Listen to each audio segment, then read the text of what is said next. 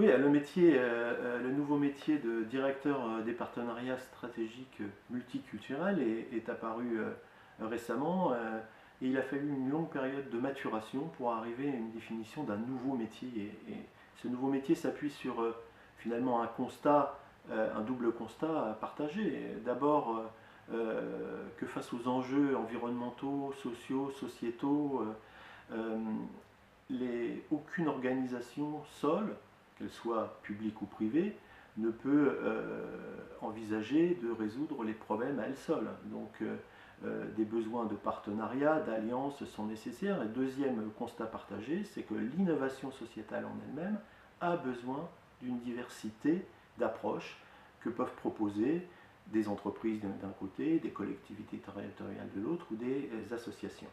Et c'est très important parce que ces partenariats sont complexes, ne sont pas faciles à gérer, ne sont pas simples parce qu'ils font appel à un certain nombre d'éléments qui sont propres au vécu des entreprises d'un côté, au vécu des associations, avec des connaissances et des pratiques qui sont très différentes entre les associations, les collectivités et les entreprises et qui ont besoin d'être gérées, suivies, comprises pour porter toute leur efficacité.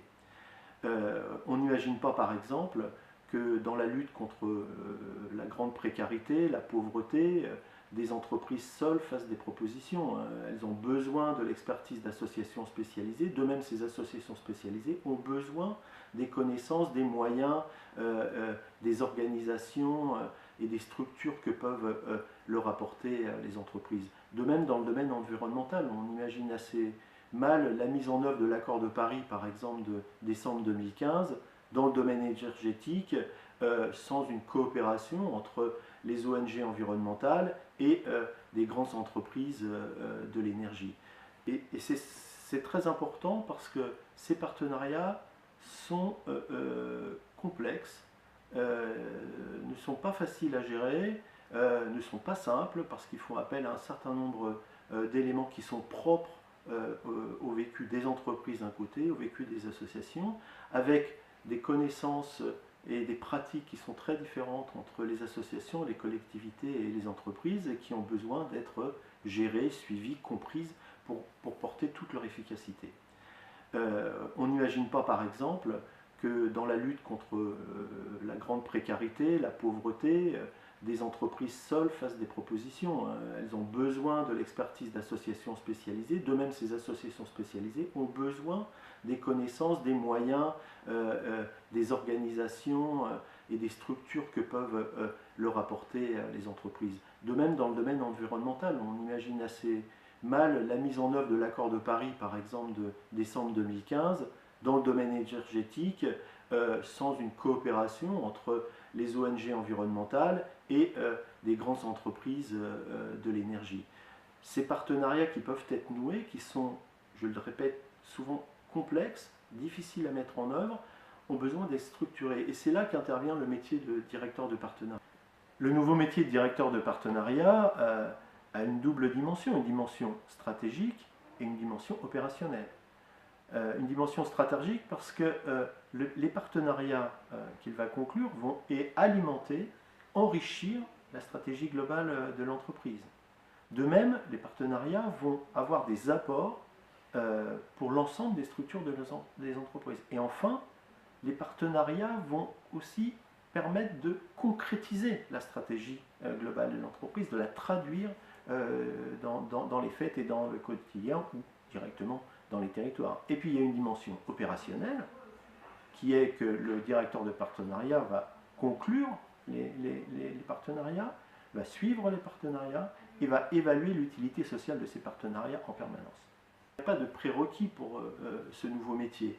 Mais il y a quand même quelques éléments qui me semblent importants à noter et qu'il faut travailler. Le premier, c'est que le directeur de partenariat doit avoir une connaissance importante du milieu associatif, quand le directeur de partenariat est évidemment au sein de l'entreprise. Une connaissance de l'ESS et surtout des spécificités des différents acteurs qui vont conclure les partenariats. Quels sont les temps de chacun?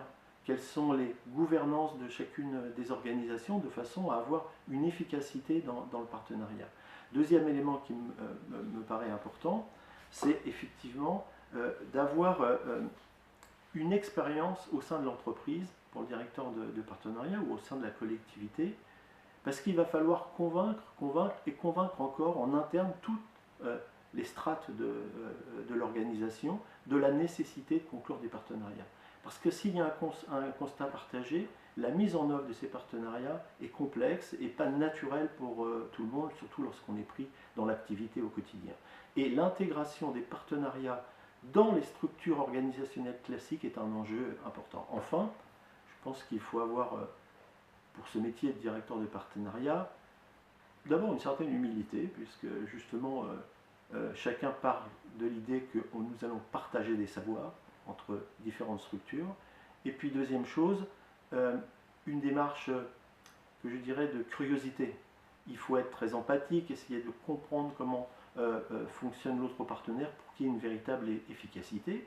Et puis une démarche quasi scientifique, c'est-à-dire une démarche d'évaluation